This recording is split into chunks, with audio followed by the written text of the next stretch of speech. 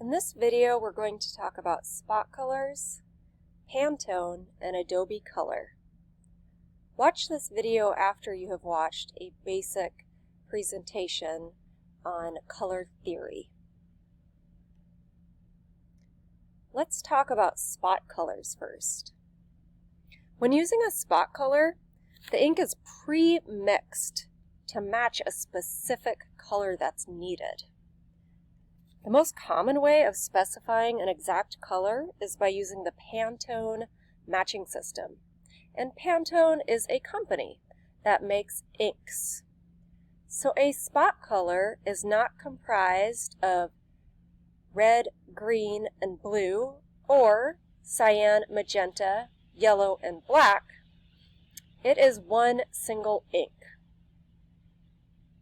So why might you use a spot color?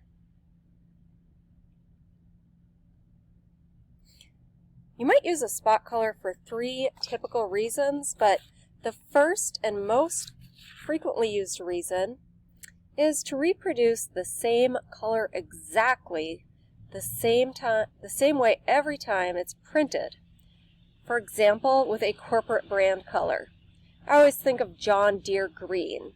And if we look here, that is Pantone Matching System 364C. And the C stands for coated, a coated color. We'll get to that in a moment.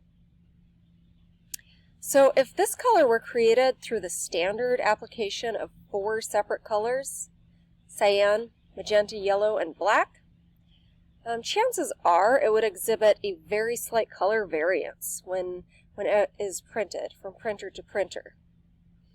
A 4-color printing system, by the way, is also called a process color. So there are process colors and there are spot colors. So what other brands can you think of that have a very iconic color? There are a few that I tend to think about. I think about Tiffany Blue, which to me is not very blue at all. It's more seafoam, but it is Pantone number 1837. And the color actually was coined for the year of Tiffany's founding. Very iconic. Of course, there's CocaCola Red. And of course, there is garnet and black. And garnet is Pantone Matching System 202, and I believe it's 202C, a coated color. Another reason why you might use a Pantone color or a spot color, Pantone isn't the only company, by the way, it's very much the most commonly used though, is for things like varnishes or metallic colors.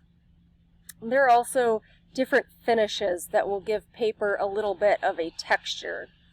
Of course, you can't print a varnish or a texture or anything out of a standard printer. You cannot make that out of cyan, magenta, yellow, and black. You would have to specify a spot color and have a professional printer have that ink on a plate for you to print that out specially. And finally, sometimes a spot color is cheaper than 4 colors. So for example, if the University of South Carolina is printing a brochure and it is only using garnet and black in that brochure, which would be not typical, but if they were, it might be cheaper to use just garnet ink and just black ink instead of 4 inks, cyan, magenta, yellow, and black. So those are the 3 primary reasons you would use a spot color. One is when the color has to be very, very specific, usually for a brand. 2, for something like a varnish, or a metallic ink, or a neon ink, or a different texture. And finally, in some occasions, price. So let's go over how to use a spot color in Adobe Indesign. I'm going to leave my slideshow and open up Adobe Indesign. I have a very basic document here, an 8.5 by 11. And I'm just going to create a shape for the purposes of this demonstration, a circle. And let's apply garnet, Pantone 202C, to this. And I will say it's not very intuitive. Every time I do this, I have to go through a number of menus to remind myself. But hopefully I can get it quickly and easily. So we're going to go to the Window menu option, and then choose Color, and choose Swatches after that. And once you have your Swatches palette open here, you're going to open up the top right flyaway menu, and you are going to go to New Color Swatch. I don't know why they make us go through so many menus, but they do. And it asks what color type we want. And remember, process is CMYK. So I don't want process, I want spot. And once I get the spot color selected, under color mode, we're going to say no, we don't want to use CMYK or RGB. We want to use a Pantone color. And there are a number of Pantone colors here. There are also some other brands, but we want Pantone. And you can see, of course, we have our metallics, our different kind of coatings, and neons, and some other things. But what we want for garnet, the official University of South Carolina garnet, is the solid coated. And once we choose that, you can either scroll through or you can just type in 202. I already have that selected. And there it is. It looks a little different on my screen than I imagine it typically, but that is in fact, if it was printed out, would be exactly the precise University of South Carolina garnet color. Alright, oh, I just applied it to the stroke. Let me apply it to the fill. Now, of course, I couldn't print this on my home printer and expect to get the exact garnet for the University of South Carolina. I would have to print this at a professional printer or at the university press, and then they would apply, put that spot color in their printer, and it would be perfect. So that is how you use a spot color. Again, it's a number of menus that you have to go through. To me, a little too many, but this video is here for you to review if you need to. I also want to talk in this video about Adobe Color, and that is something you can use directly in Adobe Indesign, but I'm going to use the web application here because this is the way that I like to demonstrate. I've got a nice big screen here to see everything. So there are 3 things that I want to show you with Adobe Color, and there are more things to explore, but we're just going to do the basics. I want to talk about the color wheel feature, the extract theme feature, and then the explore feature today. The color wheel, you should know all about the color wheel at this point, allows you to play around with different 5 color schemes.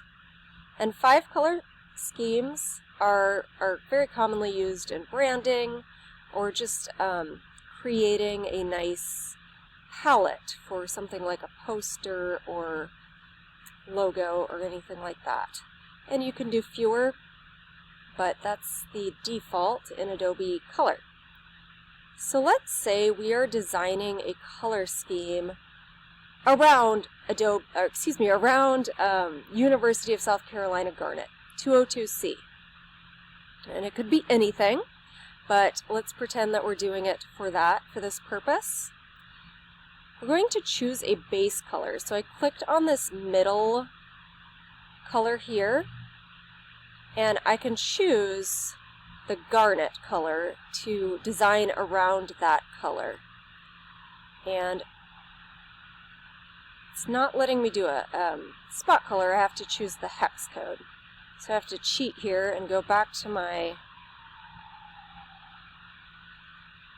slideshow to grab that.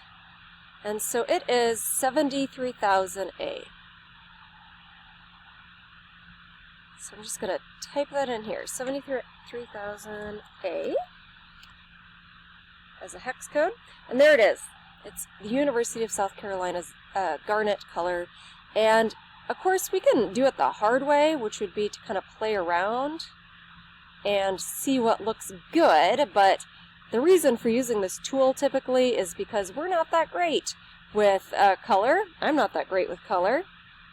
And so we want to use some of the tools here. So we can have an analogous color scheme, or we can choose some other features. Monochromatic, those are just tints and shades of garnet. You could do a triad. That would be the thirds of the color wheel. Complementary colors, those are across the color wheel. And then there are some more advanced fancy features on Adobe Color, including split complementary, double split complementary, square, compound, and then we could do just shades, and of course you could do custom where you were choosing your own colors. So I kind of like, let's see, which was the one that I liked? I kind of like the triad. I think that's cool, but you can go ahead and customize. For example, I really don't care for this color at all, and I could go in and make some adjustments, or go to custom and just adjust that one color to something that I find more appealing. And I could manually enter it here as well. It's a really great tool for developing a 5-color scheme, at least to get started, even if you want to customize it a little more. Next, I want to talk about the Extract Theme feature. I love this one. So what it lets you do is drag in a photograph and get a color scheme based on that photograph. So let's take this image of a blue crab I took a couple of summers ago. And there you go. That's the color scheme based on blue crab. And it's great. And I could try a different one. Let's do, excuse me. Oh, another thing, sorry, I wanted to show you was that you can get some different schemes based on that one photograph. So deep, dark, muted, bright, colorful, and so on. I want to do one more. I have this beautiful picture of the Blue Ridge Mountains. Let's see what we get there. Really nice. And some different options. Lastly, I want to talk about the Explore tab. These are color schemes that other people have developed that you can use. And you do that with keywords. So for example, if I want to look up, and you could do like a verb or an adjective or just a noun, but let's do, I like adjectives. So let's choose calm, calmness, calm, something like that. And it gives me some options on calm color schemes, some better than others.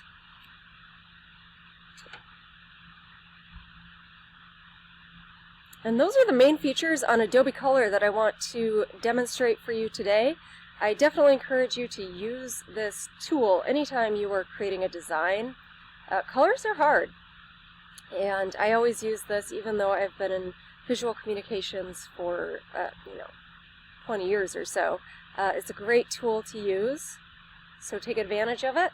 I don't know how I got out of it. But that's it for this slideshow. Thank you.